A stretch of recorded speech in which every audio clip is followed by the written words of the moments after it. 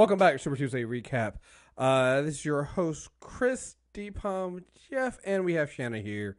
We are back to talk the last 3 episodes of Season 1 of The Gifted, and I guess kind of just give us our thoughts on the entire first season. So that's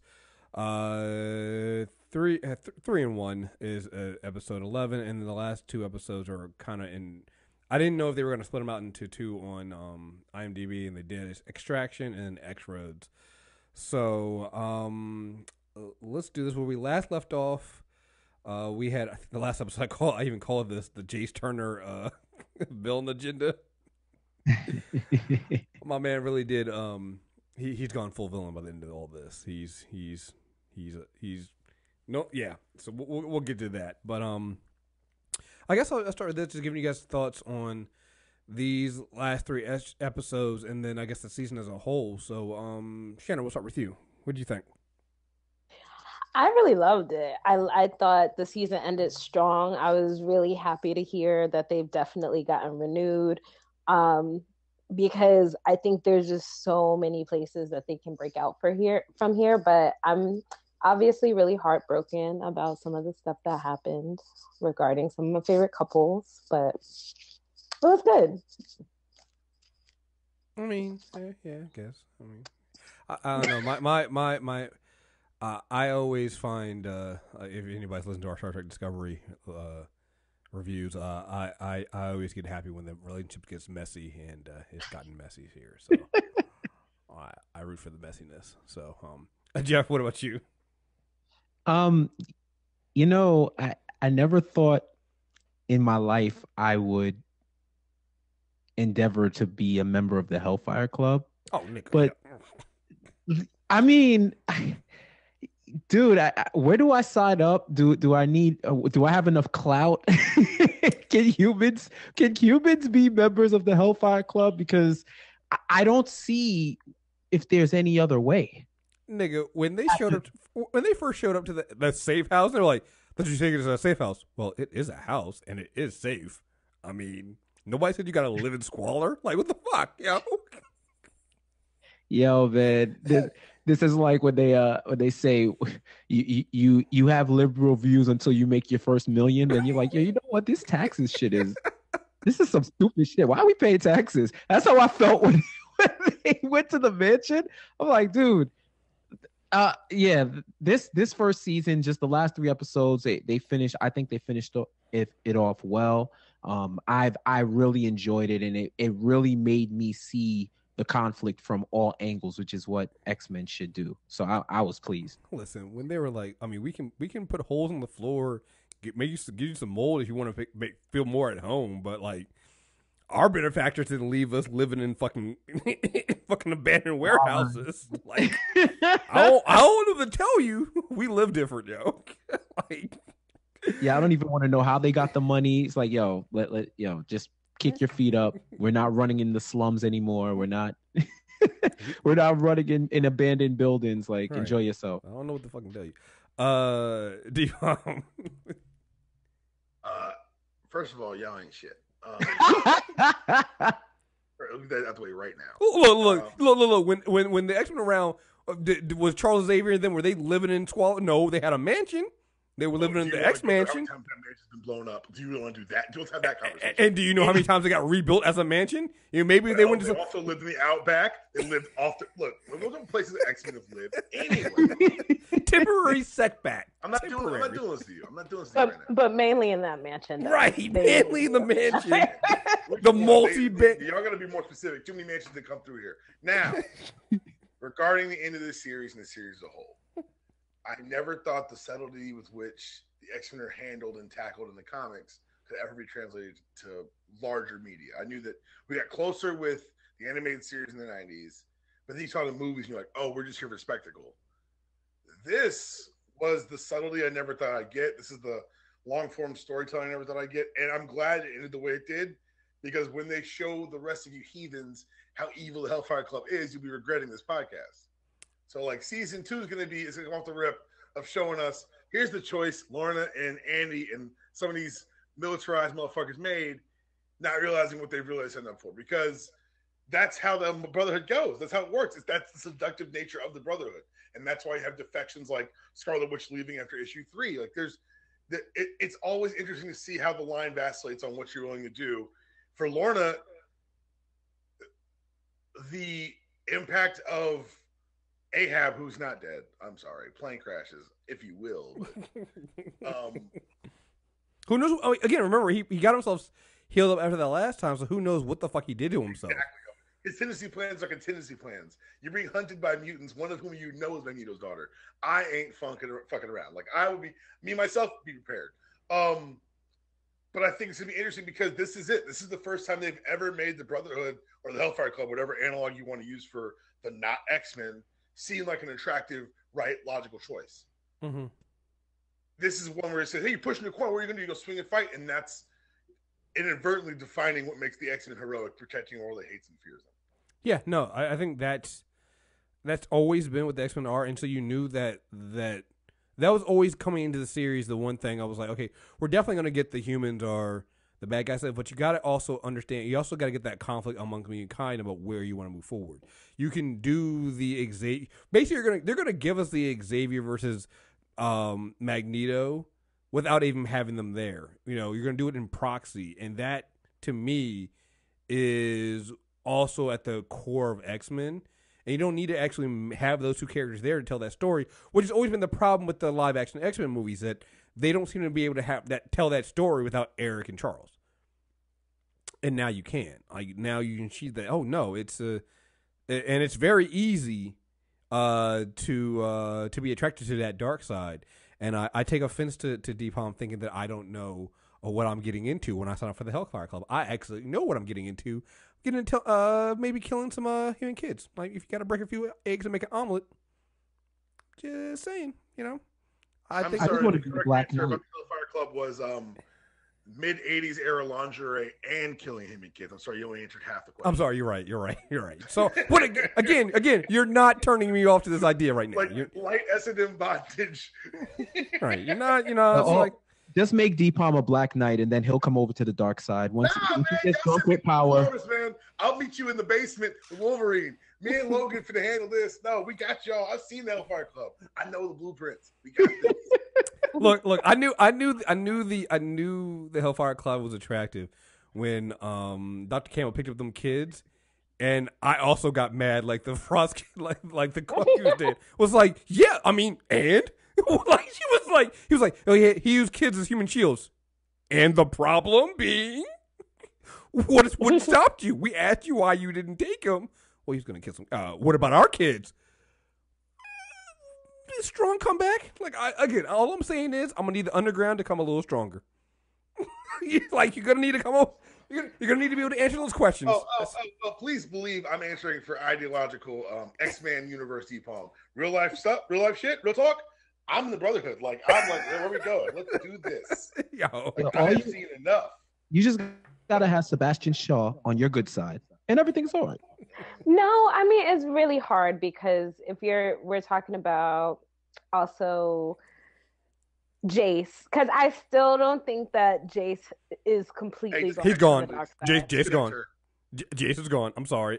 Listen, I'm with you. I feel for Jace. I don't think Jace is where Campbell is. Yeah, Campbell's underground. It's a plane crash. But I'm just saying, like, it's hard because, you know, they are trying to not go too far because they realize going too far means that they end up looking exactly like what people are afraid of. But at the same time, he picked up those kids. I was like, no, but you still have to take him down. And so it's this constant balance, and I feel so bad for them because they do want to be the good guys. They don't want to be like all the way at the edge of evil, but also how do you deal with somebody like Campbell who is so evil? And what I really appreciated about it was that they showed us backstory on Campbell, but they didn't try to make that justification for why he was bad. Mm-hmm. With Jace, it was like you kind of understood where he was coming from and what happened to him and his daughter. But with Campbell, they were like, nah, he was just always kind of a bigot. He was just always kind of horrible.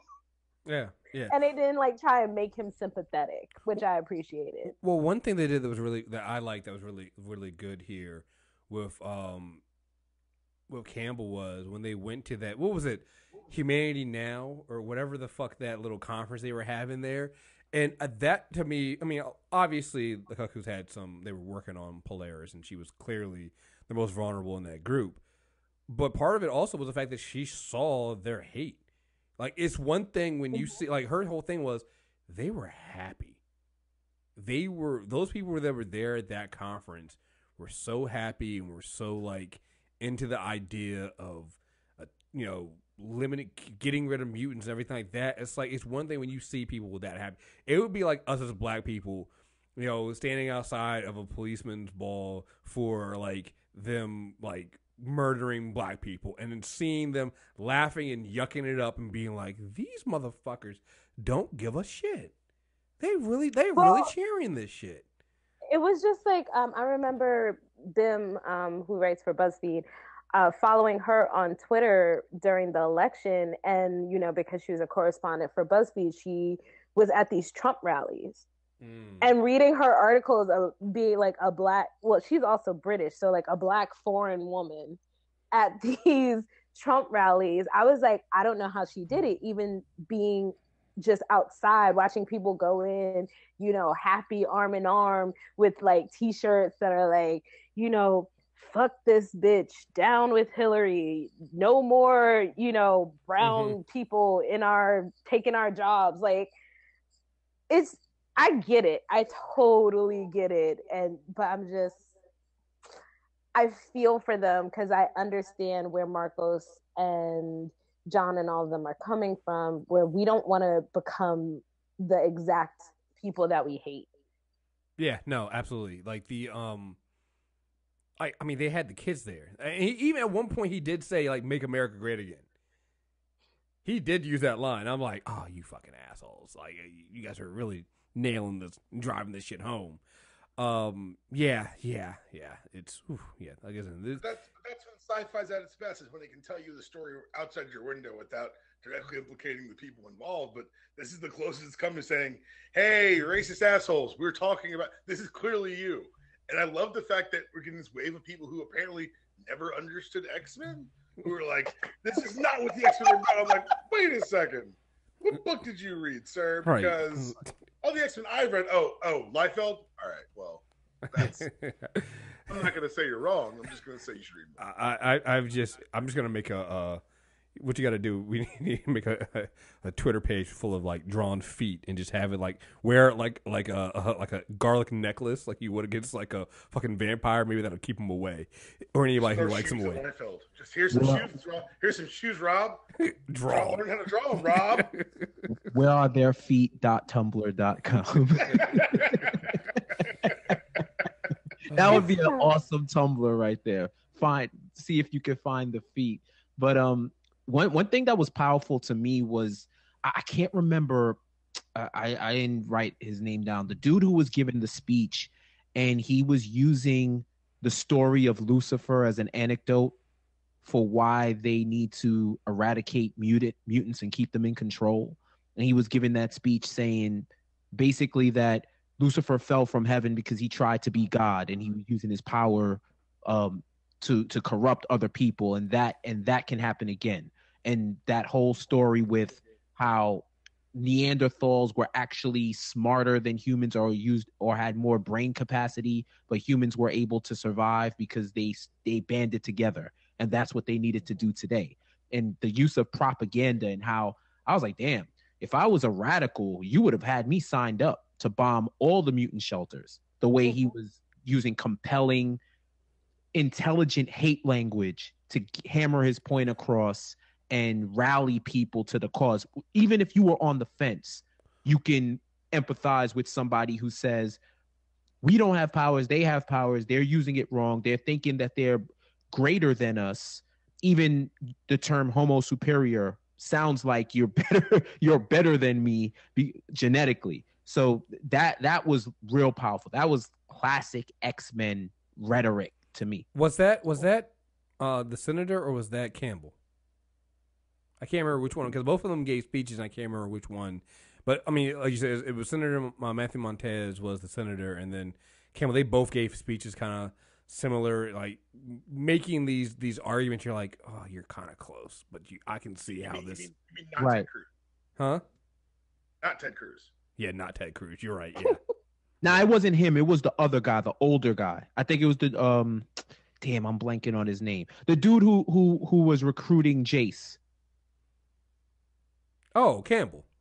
Yes. Okay. Yeah. I think it was him. They were speaking at the conference. Yeah. I was just like, wow.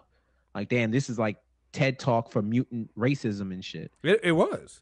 Going back to the first episode, when they came in here, they opened up with a little background. I think this one started with Blink, I think.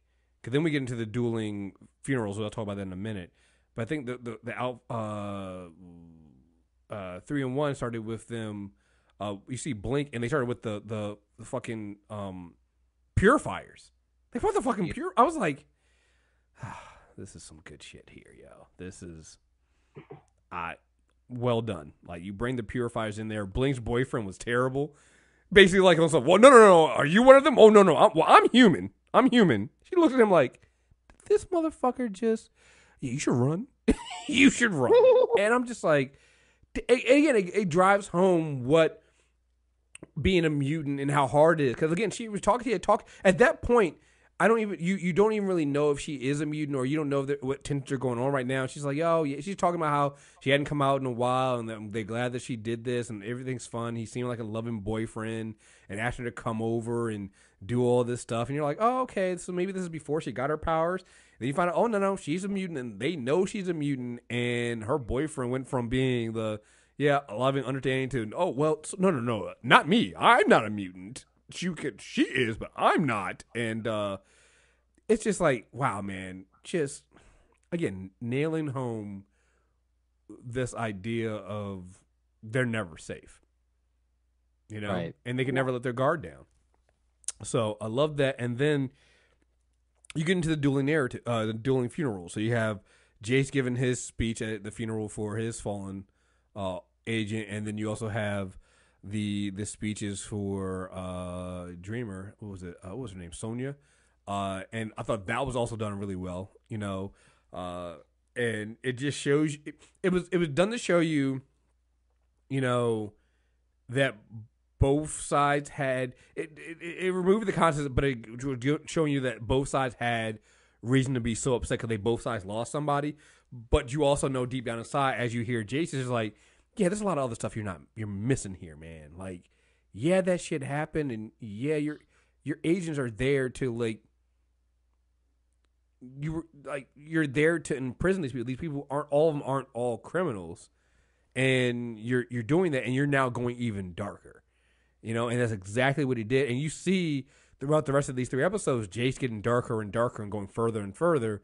Meanwhile, you have the Mutant Underground literally trying to keep themselves from going too far and drawing that line in the sand. And the entire time you're like, it's going to be hard, guys. It's going to be hard. It's going to be really hard when you have another group coming at you that's hard as Jace and the Sentinel Services is coming at you. It's going to be really hard to turn down the offer from the Hellfire Club. And we see that play out. Mm-hmm. So, yeah, I love that. I thought that was fucking great. Okay, so can we do this now? Can we talk about how I know towards the end they do a better job, but can we talk about how this all is the Strucker's fault? Because I'm glad somebody finally brought it up. They were like, you know, we lost half our safe houses since you guys joined us. I'm like, and they did technically find them due to. It all feels like that things were escalating to a point. Oh yeah, it seems like poor timing for the Struckers as well. Like they apparently were getting, because they were more advanced. Remember, even when they showed up in the first episode, they weren't ready for how advanced services was. Well, yeah, and I'll say this. The I think one of the Struckers, they made the point of, hey, listen, you know, this was the Hound program was coming, this stuff was happening anyway. Valid, but again, in that moment, you could definitely understand the tension. Oh, that's a point that wins an argument. It's just not right. Oh yeah. I'm not saying argue like, all right, you got me. What about the Struckers assuming control? Nobody else was. Well, at the end, I get that, but it's like at the end, I get that. All people rallying the troops. I would have felt a way. I would have did it for the sake of getting out, but I would have felt a way. Well, one of them did. Like the dude. As long as you leave it, I'm good. Yeah. Yeah. But here's the thing. Have hurt feelings out there. The Struckers, they, yes and no. Part of it is because Campbell was gonna come after them no matter what. So. Yeah. Once Campbell realized that the Struckers were the kids that they were after, at that point it was just like it was inevitable that all of this was going to snowball because he wanted them specifically. Look, absolutely. Here's the other thing too. I will say, I think by the end of this season, I felt better about the Struckers because they did something that they haven't been doing. Like what happened in I guess that was episode 11 was once again they're cutting and running. Once again things have gotten too heavy and they're like, oh, we gotta leave. Like we saw what we know the Frost girls. We know they helped us and got us out, but we can't be involved in this now. We gotta go.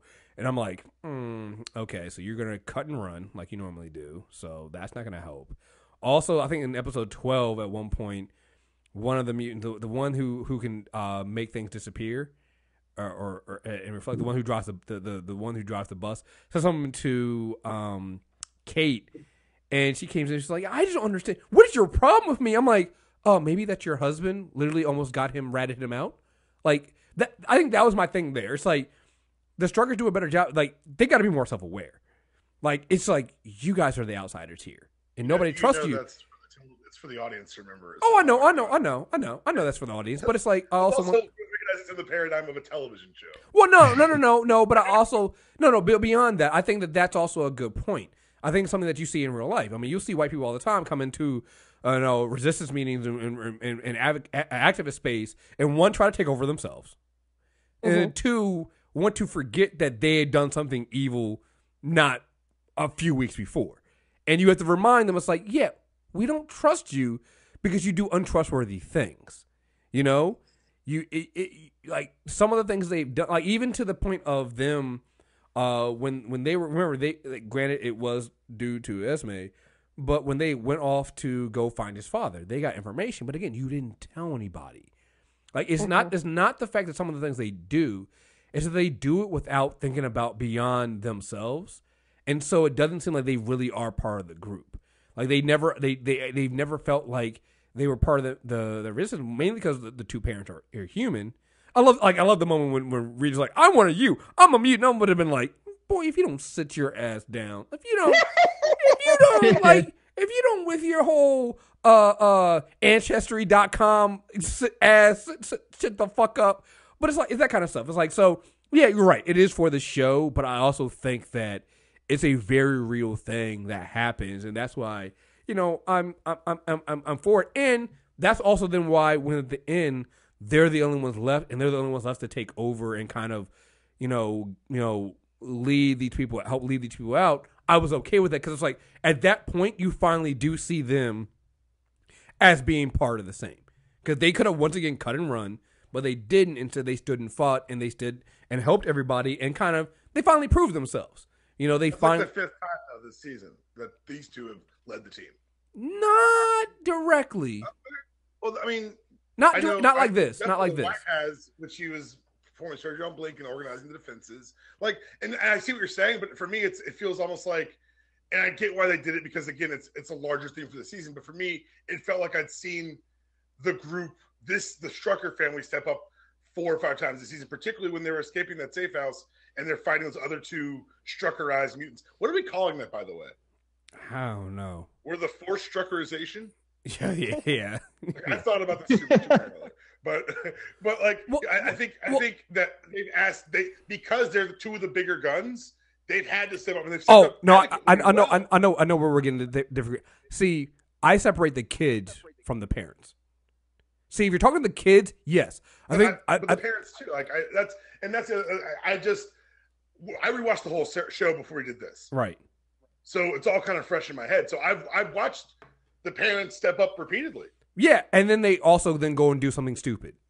So I think like some big ones. Like for instance, like that him ratting that dude out was still fresh in that dude's mind. Like so I can totally understand why he would be on some.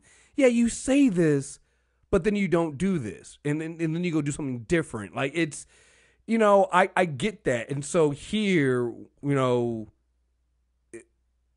needed to see it. And so I get it. And here's the thing: if we go into season 2 and we're still dealing with that, then I'll feel something. I'll feel a little like at that point I'll be like, all right, cool. Now, like I think they've proven themselves. But like I love them pointing that out the rest of the season because it's like, yeah, you guys are still new here. You guys either need to, you need to earn your keep. And I don't think up until that, I think this is the point of when them earning their keep because they kept going back and doing stupid shit, or trying to cut and run when they could. But I do think the kids are different. I think that's the parents. The kids felt like, again, they were mutants and they felt like they were part of the group. The parents always felt just fucking stupid. But again, that's me. Well, the parents are clearly, there to be the embodiment of the 53%. Like they think they get it and they're so liberal and all this other stuff, but they don't get it. Like not really. Yeah. So that was always their role. I appreciate it. I'll tell you one thing. That aspect. Yeah. And here's the thing, and this is me not even blaming them for getting the headquarters found out, because who would have thought that they would have had a literal hound program like that? Like when that motherfucker started seeing them and followed them to where they were, I was like, okay, yeah, that is not their fault. Like, yeah, they let them. Yeah, I was like, okay, you know what? I'll let that one slide. Like, nobody saw that shit coming. You can't, you gotta, I'm thinking to myself, I'm like, okay, you gotta kill them. No, they have to die. Yeah, those two paired up have to die. Like, there's no way you keep those two alive. Feel bad afterwards, but first, right? You got to die. They gotta die. Like, they can follow you anywhere. Man, it's like the fuck. Like, they were literally bloodhounds. I'm like, oh, fuck no. You gotta get these motherfuckers the fuck out of here. And then I also love the fact that Jace's hate and the fact that he's seen all the things he's had to relive his worst fears already.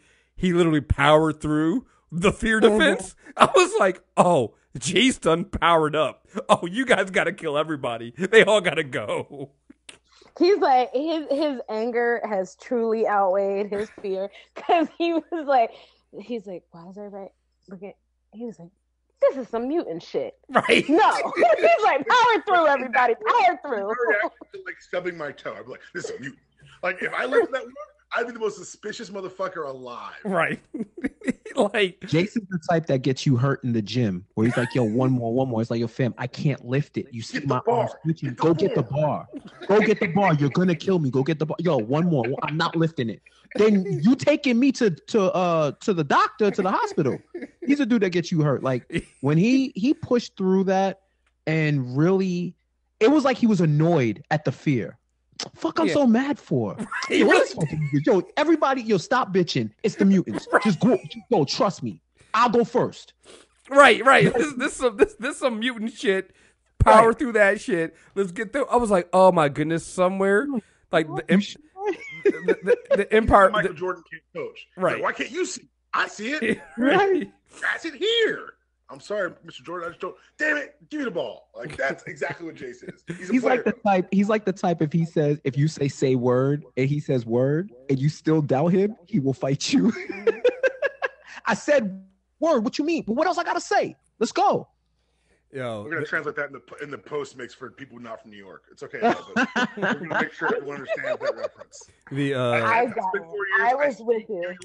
I can translate it later for you. Hey, I can go any region, bro. I call you young. I can call you young. I can call you shorty. You're just going to different boroughs now.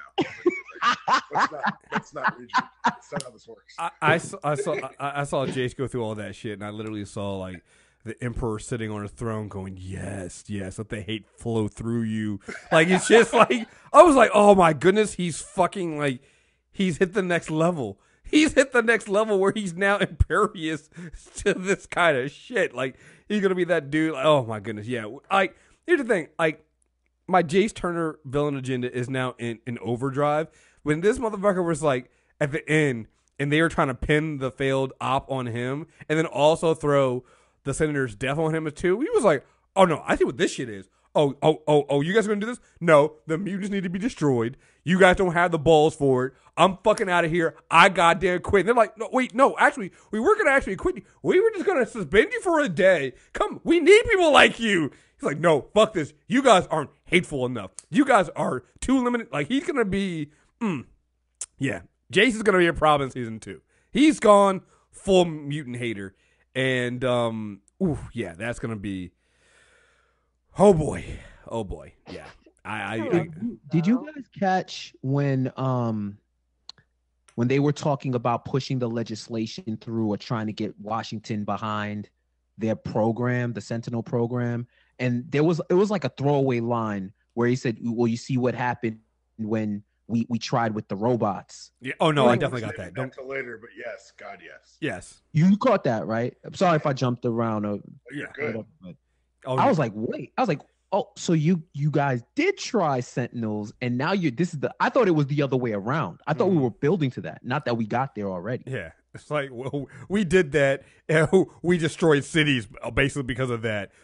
Basically, the poll numbers on giant robots running around killing mutants wasn't to our liking, so we kind of ended that, which also means we can always bring it back. Mm-hmm. So, yeah. So, some of my theories for next season, I think we're going to get, I think that maybe, just maybe, unless because there's no body for our boy Rory. So comic books, no body, no death. However, if they want to go the Flash route and kind of hit us with that swerve, it'd be nice to see Jace develop into Ahab. Mm-hmm. And I don't know if anyone else caught this, but did you guys see who Polaris' lawyer was? Yes. Evangeline Whedon from the Astonishing X-Men run, where they moved to San Francisco, and she's the X-Men's lawyer. Mm-hmm. Who's also a dragon. Yes. That's her power. She turns into a dragon. And I just thought it was very nice to have a very recent, like a post Cuckcoos X-Men character who was invented on the big screen, or on the small screen, on the screen. Mm-hmm. Yeah. Yeah. I was trying to figure out who she was. Thank you for that. Like, yeah, that is her for sure. Yeah. I love that. Let's see. Going into some of the other things here. There was so much. Let's stick with the Struckers and stuff like that. And I love that. Here's the thing. It was clearly, I knew, telegraphed. Like, nobody should have been shocked that Andy was going to get up and walk out with the Hellfire Club. Like, Andy read one color history book about his family. Is like, well, guess what? I'm a Von Strucker now. Hey, motherfucker, ask some more questions. I'm sorry. He's the dude who walks in the library, reads one book, and says, well, quantum mechanics got that shit down. Look, buddy, there's a field of study around this. There's a reason why, and I get it. You want to rep the family. The family was kind of fucked up, and your grandmother might be your aunt. Like, I don't. No, here's the thing. It's worse than that. And what I mean by it's worse than that is that he didn't do it because of that. I think that he ended up going that route. But what it really was is, let's keep it real. It was Esme or one of the others, Frost, the Cuckcoos. You think it's not your friend. That's what this was. Like, this is a pretty girl giving. No, it was more than that. He was definitely digmatized. Like, this was you're right. No. This is like, this is all. He used his color by numbers history of the Struckers to justify leaving, but the reason he left was because one of the twins looked at him funny, and he's not sure which one. Right. Like, let's keep this real. Like, I saw that and I was like, Andy's 13. That's right. all I'm saying. Yeah, you know what? I was gonna cape, but yeah, he is Yo, I was gonna cape, but yeah, he is 13, right? He's 13? No, he's 15, and she's like 16, I'm sorry, ain't no real difference between 13 and 15. Right, but 15, it's more intense. And I'm 14, you're focused. Right. Y'all are ridiculous. I've never been a 13-year-old boy, but okay. So it's horrible. But no, it was very, very clear because she came and talked to him, and she kind of started putting that in his head. It's like, well, you come from a powerful family. You just want to, it's just, and you can see it. It also played into his desire to them telling him that it's basically we were kings. Exactly. They were basically some mutant hoteps. Oh, I'm going to say mutant hoteps. We was king. Kings and queens. Like Word. I'm saying, like No, but she did that same shit with Lorna too. She was like, right. your father was basically royalty. Come get Oh, your look birthright, for you. motherfucker. Well, I That mean, is in, true. Birthright. I mean, in that case with Lorna, they're not wrong. I mean, they're like, No, it is her birthright. right, that is her birthright. So it's like, well, technically, for that one I understood, but for the Andy one, I was like, oh yeah, no, this is, yeah, I can see Well, them what I working on. liked about it was that they kind of faked us out because in the beginning we were all like, oh, so this is all about Andy going evil, and then they gave us that like brief little time Yes. when it seemed like Lauren was gonna be the evil one because she was all like, I liked all that power, and then it flips back to being Andy again. So I really like that they gave us both, where we see the potential for both of them to go dark. And I like But that. I'm sorry. Go ahead. Sorry. No, I just think I'm waiting for it to sync up where they're both on the same page at the same time. Well, and I like that the driving factor was what happened once they were captured. Like, Lauren was like, yo, she felt she took on the death of Sonia and was like, we gave in. We finally did what they wanted, and what did we get out of it? And she feels responsible, whereas Andy, on the other hand, went the opposite direction on some, man, we should have just torn everything down. We should have just, maybe we shouldn't have. Like, he learned the wrong lesson from that. Because remember, when they could, like, she wanted to tear the building down and stop them and not get captured. And she looked at it like, it's not, that's not what did it. We, one, it's Campbell, but two, it's, we shouldn't have given in and given him what he wanted. And he's like, well, we're powerful. We don't have to take this from anybody, And then when the Cuckcoos came in and destroyed everybody, they're like, yeah, see, we don't need to put up with this shit. You know who Andy is, Chris? Who? He's the Fox X-Men movie department. They learned all the wrong languages, all the wrong lessons, and now I'm getting an R-rated Kitty Pryde movie for no good reason. God damn it! That's not happening. Jubilee, the R-rated adventure. Bum bum bum. Like what the fuck? Come on. Anyway, None of that stuff is happening. We were kings, Pop. We were kings. that was the sales pitch. You were king. And I'm gonna blink at you a couple times, and you're gonna feel a certain way. Oh, now read this coloring book. Let's go. Right. Like, that was the recruitment of Andy. Lorna took like concerted effort and conversations and points and counterpoints. Oh, you're 15? I'm going to look at you funny. I'm going to give you a coloring book. When I say let's go, it's time to leave. I don't think it was that hard to convince him. That was Andy. This dude was getting bullied. His powers activated. Then you tell me that my family wasn't pussy this whole time, and I could actually I actually have people who would take power into their own hands. And there's 3 of y'all telling me this that all look the same way.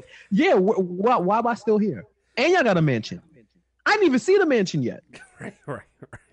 On top of that, once I see the mansion, I'm like, yo, where's the armor? Do I get like Hellfire armor? Do I have to put a pentagram on my forehead? Like, what do I got to do? Like, actually, son, the armor's a thong. It's the Hellfire Club. And one of those Gimp masks. Right. Annie might be down for that. I'm still troubled with the fact that he didn't know which one it was, and I think wouldn't your response? One of the response was, "Does it really matter?" or anything like that. And I'm like, to Andy, no, it doesn't. To Andy's dick, it doesn't. It doesn't. Yeah, I mean, to be fair, it's 3 of them, yo. Like, he saw one, and then the other 2 is like, yo, what do you expect that kid to do? Stay here with my mom and dad? Fuck that. Yeah, he had no. Let's go to the mansion. Yeah, he had no hope. Nothing he could do. So, yeah. And then these last 2 episodes, we also get with Lorna, not just them really playing heavily on her who her father is, Magneto, but also we really get the mentions of her bipolar disorder. And I actually think they did it pretty well, because at one point when she does something, when she's on the way to kill Campbell and the others are off to get her, and Marcos is always like, oh, I think something about her bipolar, and Blink was like, look, I have friends that are bipolar, they don't kill people. So I love, and to me, I think that's very important to put in there, because I think a lot of times when shows do this and they bring in mental illness, they make it seem like if you have mental illness, you can't help but go out and be a violent criminal or be violent or do something like that. So her throwing that line in, I thought was very, very important to basically go, all right, yeah, maybe she is up, maybe she's having, an episode of things like that, but that's not what's making her want to go out and kill this dude. Like, that's not the cause of this. And I thought it was very, very important for a show like this to put that out there. So for me, I think they were handling that pretty well. I thought it was really interesting because I didn't know too much about her character before this, but like since watching the show, I've researched her character, and so I didn't know that her character had a mental health issue. But it makes so much sense with her name being Polaris, like the magnetism and the bipolar disorder are connected. Mm-hmm. But this was really, really hard for me because I think her and Marcos, for me, were the couple that I just immediately got them. Like from the first episode when she gets taken and he wants to go back for her, you just really feel for them and what they've been through. And at the end of the day, also, she's still pregnant. She's still very much so pregnant because everything we've watched has taken over the span of 3 or 4 weeks. So it hasn't even been that long. And she just left the father of her child. Like, that's where we end off. It's super emotional. And I was definitely, you saw it coming. You saw where it was going, but it was still devastating. I thought it was just great. I cheered. But I also thought of you. I was like, oh no. Thanks. Like that moment when she at the end where she goes like, I'm doing this to protect my child, and he's like, our child. My child was the deepest shit right. in the world. And he was like, but it's our child, and I was like, not no more, man. She's like, is it? Right. You want to come and take it from me? And she walks in with that outfit too, and I was like, see the Hellfire. Oh, they went shopping. I was like, oh, they swung by a mall. Right. It's like, yo, like they got things you guys don't have. They got a better. They got a line of credit. They got a lot of credit, man. Come on, what are we doing here? Oh man, yeah. She got a haircut. She got a fresh dye job. She's like, I'm about to walk. It's the look that a woman comes in when you just broken up with your ex and you want him to know that you're doing fine without him. Yo, that was the look Lorna came in with. Right, and the only thing that makes you sad on this one was like, damn, Marcos didn't do nothing wrong this time. Like he just literally just tried to love her and do this. I was like, damn, like you lost your girl. You lost your girl because your money wasn't right, yo. She was all good just a week ago. Right. Last week we had everything. Can we talk about one thing that I did thought that nobody shrugged off or even just like Kate gave a mention? Johnny got shot to shit and just kind of shrugged that shit off, yo. They said all season he's mostly bulletproof. And mostly. And it's so crazy because you're right, because so much they never show that power all season. They finally show it, and we're all like, "Yo, learn to put down a plane, nigga. What?" Like, right? I was like, they should have shown us in a different episode. Yeah, sorry. I was like, wait, can he do that? Is he? I'm like, yo, this motherfucker's good, and then didn't even mention it. Like, there was not even a moment between Blink and him going, "You saved my life." No, just it's what we do. Because for us, it's all brand new. It showed us. They've been saying it to each other the entire season, so I guess it was more understood. I guess when you live among mutants, saying the word bulletproof means more realistic shit than us being like, yeah, he's bulletproof. They can't convict him. No. He's bulletproof. They can't shoot him. Right. What I appreciated. Sorry. The triplets, one of them, I don't know which one, definitely threw in a little moment there where she was like, she said something to Johnny like, he's not only cute, he's pretty smart as well. And I don't know if you caught Blink's little, she side-eyed the fuck out of her. She was like, bitch, watch yourself. Has made me pay more attention to this shit than I ever would have because I caught that. Thank you. She was like, I was paying attention to you with the rest of this shit. But yeah, that's my man. So I need you to back the fuck off. I love You could him. tell Johnny kept his face straight. He didn't look right. He didn't look left. There was no good answer, Johnny. You just went deaf Nope. for 12 seconds. You didn't hear a fucking thing, Johnny. Look ahead. He's like, so what are we doing? How are we getting? How are we going to storm the place? Blacked out. Who are you people? How did I get here? Love it. I love it. It's just the shenanigans. I love the shenanigans. I was gonna say, yo, who is the dude who's leading the Hellfire Club right now? In the show? Yeah, the black dude. I don't know if they ever gave a name. Yeah, They never gave a name. Because they just have him listed as William right now. So I was wondering if anybody had any thoughts of who he would be, because you only get him like once, twice. And so obviously he'll probably have a bigger role next season, with next season probably being a little bit more on the Hellfire and the Mutant Underground or wherever they build now, coming next. And I believe I think they officially announced that Skylar, who plays Esme, is a series regular now. I mean, I would think they have to at this point. Yeah, which by the way, she's doing a fantastic job as all three. I watch those scenes and just the way they. She gets triple rate. Yeah. Acting 3 times. You want for me? Yeah. Yeah, I mean, I love this way when she starts a sentence and the other two finish it and stuff like that, and they go back in between. I'm like, yeah, okay, I see why they got her for this. Like, she's doing a really great job as this, and like, I'm starting to understand which one is which, because they do have subtle differences. Like, there's one of them. I'm not sure if it's Esme, because I don't know the name, but you can definitely tell the different ways that they act. She acts out each personality. One of them does do. One of them is the one they send when they want to have the more empathetic connection, and then there's another one that they do. That the one that they sent to, because I don't think they ever name which ones are going to different places. Like, the more empathetic one is the one that went to Andy, obviously, but then the one that went to Lorna is the one that basically on the hotel, we were kings and queens type shit. And it's just different, and you can tell that. I know it's not realistic, but I hope they can do something like they did in the comics, where as the Cuckcoos got older, they each developed their own individual streaks and had individual looks. So while you still ID them as Cuckcoos, they each dyed their hair. You can't do that here because you'd have to dye the actress's hair, right? Or wigs. Oh, well, wigs. There you go. But I would love that ability to subtly differentiate the three on the show. Yeah, because I mean, you don't even have to like do hair dye, but it would be nice like if they wore different hairstyles. Or like, if everyone's stuck to a color. Like this is the girl blue.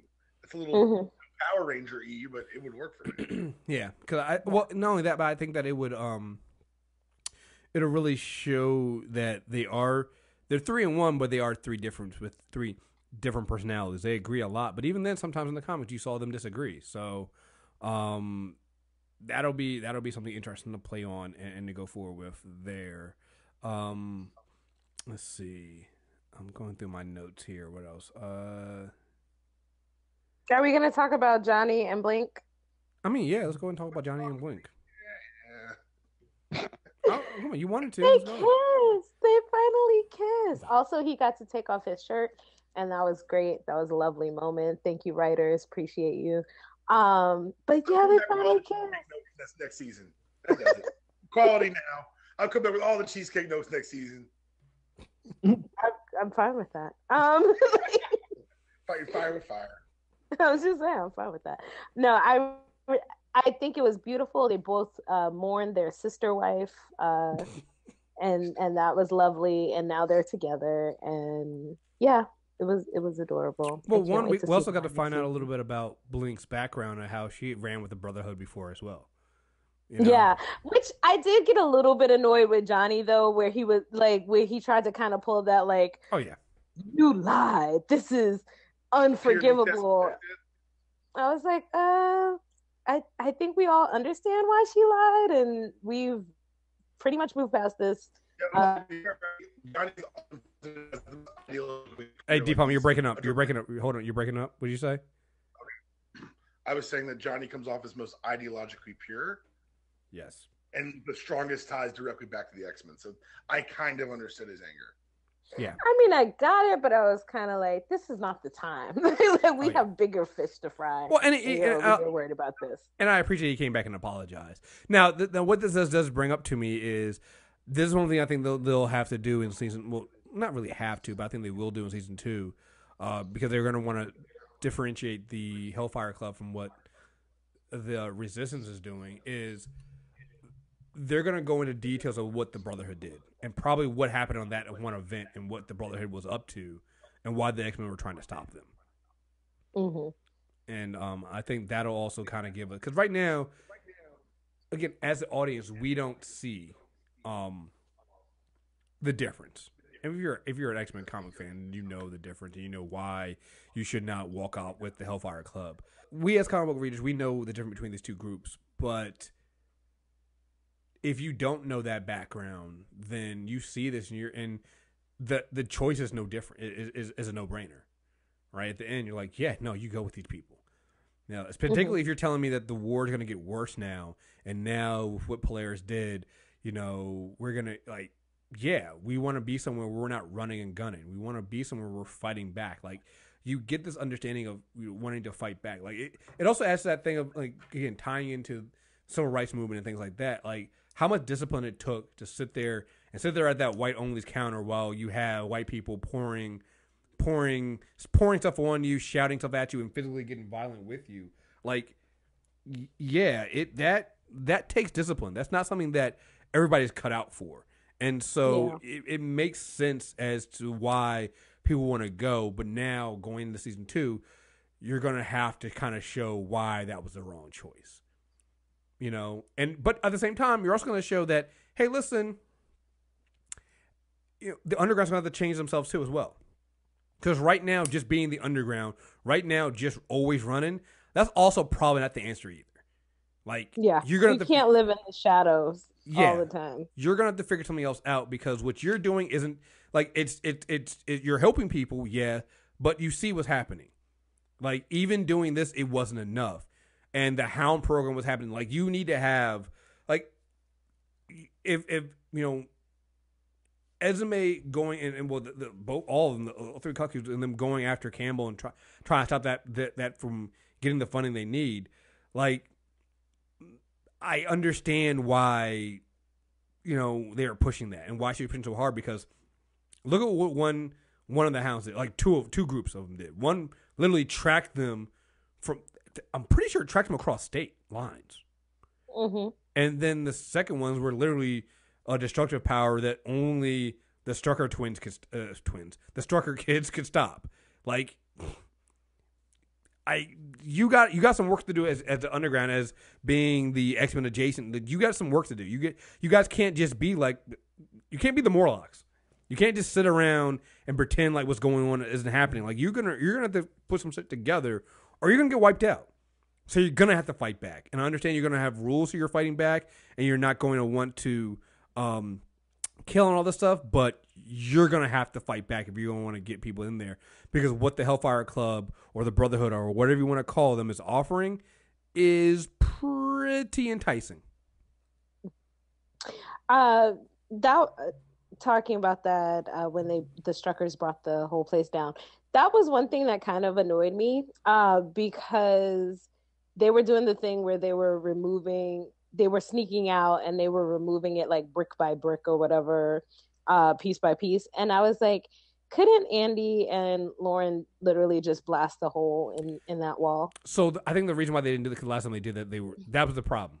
Remember, they were, I thought the same thing. Remember the last time they did that, they almost brought the place down. Yes, but like, I was thinking about them in that room with Campbell and how they were just kind of able to like blow the door off or whatever. Well, they didn't blow the door off. That's the thing. They didn't. They were testing the force, and that wall wasn't going to be blasted, because it was like, it was pure animanium. So like, I thought the same thing, but I think the reason why they didn't ask Andy and Lauren to do that is because that would bring the building down on top of everybody that was still in there. Yeah. So yeah, it was a beautiful shot. I thought it was some great special effects. Yeah, because remember they said thing. I don't think people give this show also enough credit for their special effects. I think they're doing a great job of showing everybody's powers. Listen, adding color to powers that like telekinesis or magnetism does fucking wonders. Like It's amazing. Fucking Fox, get your shit together.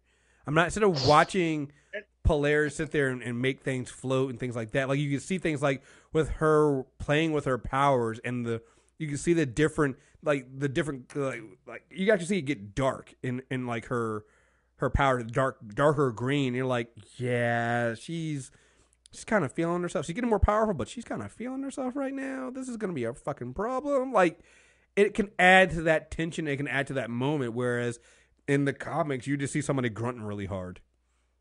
Mm-hmm. I mean, not the comics. In the movies, you just see somebody grunting really hard. It's like, what the fuck? So, yeah. Deepon, you're going to say something? No, I'm good. So, yeah, no, I love that. Also love the fact that where they were at the end was Jay Kirby's, like, way station or something like that. Yeah, that was cute. That was a cute little detail. Yeah, nice. Anytime you show look to the king, you're good with me. Yeah, nice. Mm-hmm. I saw that and was like, "See, you guys are good. Like, this like, let this guy make a movie. I like this guy. Like, No one tells Fox what's happening on the television show. huh? No one tells Fox what's happening on the television show that they may get involved and change it. Right. And then again, we've already talked about Darth Andy at the end. Like, even I even knew. Like, here's the thing. I knew that scene was going to happen. I not only knew that he was going to get up, I knew that his father was going to try to stop him. He was going to lash out with his powers. Like, I knew all that was coming, and I didn't care. I still wanted to see it and was like, good, yes, Andy, yes. Use that hate. You knew it was coming when he was like, humans are horrible or whatever, and his mom was like, humans like us humans? Like, and he didn't answer. Hurt? And he didn't answer. No, I don't mean like you guys. He's the Hotep dude who's like, and women need to know their place. His mom's on the Facebook comment like, excuse me? Right. Like, he's like, well, maybe you've gone too far. And Andrew. Yeah. And I just wanted to be there when he knocked down his dad. Like, yo, you shouldn't have touched him, man. Like, yo, just let him go. Like, you knew that was gonna happen. Why you try to grab him for? Right. Like, now you on the floor. Look. No, I got that. That's the old school father. Like, don't do this, son. You don't know what you're doing. And what happens? Our parents are usually right about shit like that too. Oh yeah. Yeah, you know, he's telling people his father fell down the stairs. He just ran into a wall, man. You ran into a doorknob, Dad. You ran into a doorknob, didn't you? I didn't do that. I helped him. Right. Yeah. I mean, no, obviously, like, this is going to... And again, I think we called this, I think, the last show, that they were eventually, at one point, the Storker kids were going to be split up. And it was going to be because one of them was going to leave. And we're like, Andy's a perfect choice. Like, it's just everything there and his emotions. Like, and it's not lost on me that their two biggest guns that the Hellfire Club picks are the two with the most emotionally fragile ones, right? And Polaris. How terrorists work. Right, exactly. Polaris, who's trying to protect her child, and Andy, who has all this rage inside and has been told all the time that he has to rein it in, and now he's going to go with the group that's going to tell him, yeah, shit, yeah, you know what? They should die. Kill them all. I'm waiting for that scene. It's like, kill them all. And Andy goes full bad guy. Oh, that's going to be good. So, also, we have to talk about the grandma for a minute, because she, in that episode, when they were trying to convince her to go with them and she wouldn't, I was like, old woman, if you do not get your fucking ass in this goddamn elevator and go. I've never been so angry at a elder in my life. I was like, why in the world? When they said that she had to go, and she said, but I have work to do today. I'm at work. I was like, bitch, there are people coming. They had you locked up before, and that was when they thought you didn't know anything. I'm sorry. I thought we had gotten past the whole, like, what do you mean the government isn't nice to mutants thing? And then they brought this woman in, and I was so annoyed. Oh, I wasn't annoyed. I expected her to be even worse, because I remember when they first interrogated her in like episode 1 or 2, And she said something. She said something on the. Oh no, my kids aren't. I'm not a big or something. It was something like. It was something so 53%. So I was not. I was actually shocked. She went along with him as easily as she did, because I remember when she got first interrogated, it was like, listen to the grandmother. Basically, she basically hit him with some I have black friends or some shit like that. It was pretty bad. It was pretty bad. Ugh, she was horrible. What was I gonna say? They didn't. Who was it that they said his father was working with? It was Madeline something. Oh yeah. I can't. I was upset it wasn't Moira McTaggart. I'm not gonna lie, that I was wondering, and honestly, it still might have been an alias or something. I doubt it, but like they could have done that. But yeah, I like the fact that they dropped that name. They dropped the name in there. They dropped who they're gonna, that he's gonna be, that Reed's gonna be looking for next season, and they didn't even try to tease us with it or anymore from there. So Madeline Risman. There you go. Reisman. So we have a name and somebody they're gonna be looking for next season. Obviously, we all believe Campbell is somehow. I think we all believe this, that somehow Campbell's coming back. In some way, because here's one thing I noticed. I was like, your face healed pretty well. Mm-hmm. Like the episode before, his face was all jacked up. It was still kind of burned up. Like now, he just had a scar, so I wouldn't be surprised at whatever he did to himself. Remember, he had gotten some kind of help he had a healer or something like that. And we do know that one of the things he was doing with mutants was trying to, he was trying to use their mutations to kind of fix his brother and things like that. So who knows? Maybe he was experimenting on himself. So, yeah, I'm all in for whatever they do with that. So, all right. So I guess we can wrap this up, and I'll ask everybody here, I guess, final thoughts on what you guys are looking forward to next season. So, Deepalm, I'll start with you. Deepalm, he went away. Sorry, I was on mute and forgot. Gotcha. Yeah, I think the thing I'm looking forward to most next season is we spent 12 episodes, 10 episodes exploring the remnants of the X-Men. And now we're going to see the fall of the Brotherhood embodied in the Hellfire Club. And I think it's going to be interesting. We're still going to get some of the underground stuff, of course, because of the viewpoint characters. But with Andy leaving, it allows us a vision into the other side. And we're going to see just why there are definitive good and bad guys in this fight. And Andy and Polaris are wrong. Yes. Shanna? I think I'm most excited for. Surprisingly, I think I want to see what Lauren does, because her power is so closely tied to Andy, and her being separated from him, like where she goes with her power, and if they do ever get on the same page, like I wouldn't even mind seeing her go really dark for a bit. That would be interesting. And then obviously I'm here for all my like couple goodness. So I can't wait to see that. I don't know. I just really liked how this season gave us them working together. So it'll be interesting to see them working together on two separate teams. Like I want to see how the bad guys work as a team as well as how our good guys work as a team. Yeah. I mean, they did get some heavy.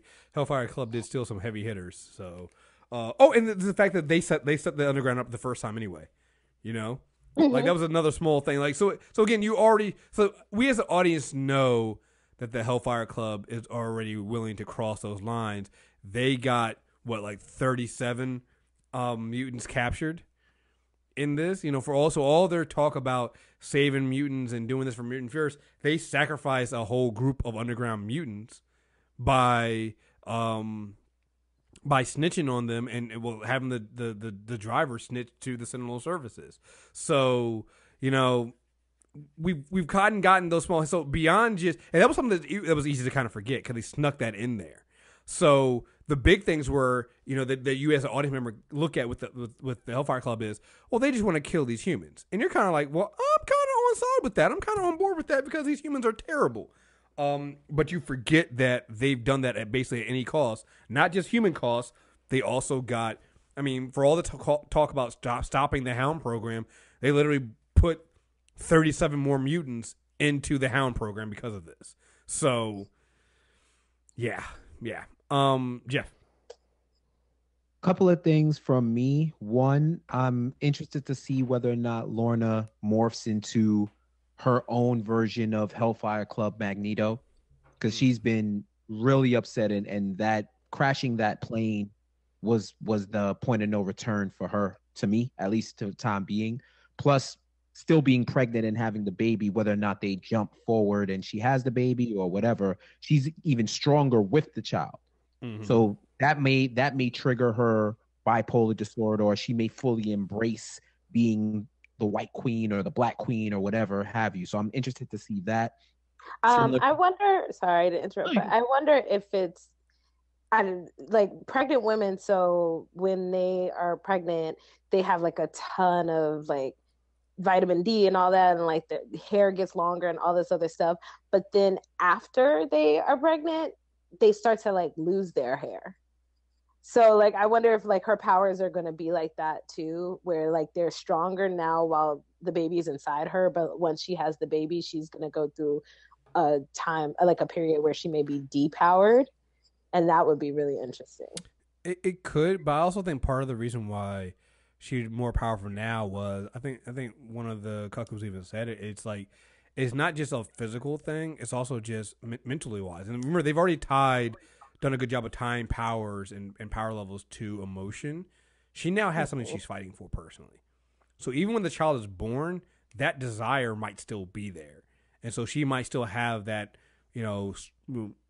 extra boost of power because she's more emotionally in tune with this desire to protect her family.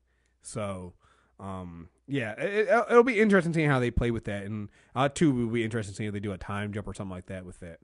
So, was there anything else, Jeff? Yeah, I similar to something to what Deepam said earlier. I want to know. I hope they don't Walking Dead us with the incident will just be the incident for the whole series, because the X-Men are gone, but the Brotherhood are gone too. So where the hell did they go? Did something take them off the board? Why are they hiding and leaving everybody else to fight their fights? Mm-hmm. So I'd love to explore that further, whether there was some type of event that took them took everybody off the board and removed them, or there was a specific reason why both sides just said, "No, we out," and just left. I hope we never find that out. It could be interesting. Once you find out, now you're waiting for the X-Men. Right. And the beauty of the way they've structured the show is they've acknowledged that they exist, but they never felt like an overbearing presence. I was nervous about how the last 3 episodes would handle the Hellfire and the Magneto of it all. I think they handled it definitely for those 3 hours, but I am a little wary about to see how tied to the past do you want to be, and how much do you want to saying, wait, why haven't we seen Magneto yet, as opposed to enjoying the characters we have. They never said the name. They had her play with that pendant, but again, I think that's almost flirting with it a little bit too much. Yep. Yeah, I can agree with that. And to that point, I'm interested to see who new they introduce, whether it's established characters or all new characters. Right, let's party. Like, you want to tell me an X-Men story without costumes? This is the X-Men story, not a horror movie you delayed for 10 months. Sorry. Can we get Darwin? Can we get justice for Darwin and get him back? Get justice for Darwin. So the interesting thing I think about this, what happened to the Brotherhood and X-Men is clearly there was also some planning involved in this, right? So whatever happened, whatever took them both of those teams off the board, it seems like they both left a legacy and left their people that were left behind a way to move forward. Whether it's a Hellfire Club and leaving them a string of quote unquote safe houses, or like called safe mansions, or the X-Men leaving them this network of and some of these capabilities to form the Underground. So something was done there, even down to Polaris being visited in that mental hospital, being told, hey, we're going to reform, they chose who to lead the Underground. So clearly something happened and they're off the board, but they knew enough to plan ahead and leave some things behind. So I think not going too far and trying to show exactly what happened to them is good, but also to find out how that they even felt that both of these groups left this infrastructure behind would be interesting to kind of go into as well. But that's interesting, but I think that would move the show backwards. True. I think it's more important that we understand that that's not necessarily part of the story. That's part of the setting. Mm-hmm. The story is what's next. And while, yeah, I think that we'll because we've seen they've used flashbacks, I think more definitely than Wiggs 1.0 era. But I think that if they can be judicious and give us hints to what it was, if they just come out and expository info dump, I'll be very disappointed. Oh, no. I don't expect that. That's not at most. I'm thinking that there's something that plays out maybe over the entire season, and not giving us a full answer, but giving us more, like you said, fleshing it a little bit out with flashbacks. Like that's what I'm thinking. Like I'm thinking that this show is going to keep doing what it's doing. And if you think about it, the end of this season is literally them destroying what the X-Men gave them. Right. You know, they destroy all of, like when they were like, we got to rebuild. It's like, with what? We don't have anything anymore. You know, and so you're going to look at them having to form their own, their own stuff, and no longer be dependent on the fact that the X-Men left us this stuff. Like at this point, you're beyond that now. Now it's what do you want this to be? Is it going to continue to be the Mutant Underground? Is it going to continue to be something else? You're going to form your own X team? Like, how are you going to do this? Like, are you gonna like how? And so, if anything, this is going to turn them. They can even turn themselves into the new X-Men. Form a school. Form what you're going to do with school. Like, still have strike. Like, maybe they go that route because at some point they were kind of already doing that with the Underground. They had some kids like Lost in the Shuffle. The mutants that stayed back that had combat training, 4 kids. 4 kids. It was 4 kids that had combat training to hold off Sentinel services. So, like, yeah, I'm really excited for season 2 of this. So, I think that's it. Anybody's got any last words? All right. Right. All right. Well, there you guys have it. That is a thing you definitely should check out The Gifted. It was great. I'm so glad that it's getting a season 2. I can't wait for season 2. And we will be back next season to talk and review this show. So again, you can get this review on supertuesdayrecap.mtrnetwork.net or search for Super Tuesday Recap on iTunes, Stitcher Radio, or just go to MTR, go to youtube.com/MTR Network. Also, hey Jeff, what's your YouTube channel? 'Cause I know you've been putting some stuff out there. You were doing what did you just reviewed something I saw. Black Lightning. Black Lightning, yeah, you're doing Black Lightning reviews as well. What's your YouTube channel so people can check that out and subscribe? youtube.com Nonstop Culture, one word on YouTube. There you go. Check him out. And obviously, Shanna is doing Black Lightning and Supergirl reviews on Super Tuesday Recap as well. And DPOM has a Unanimous Decision podcast, so also check that out as well. So, again, folks, thank you guys very much for listening. And until next time, we are out of here. Peace.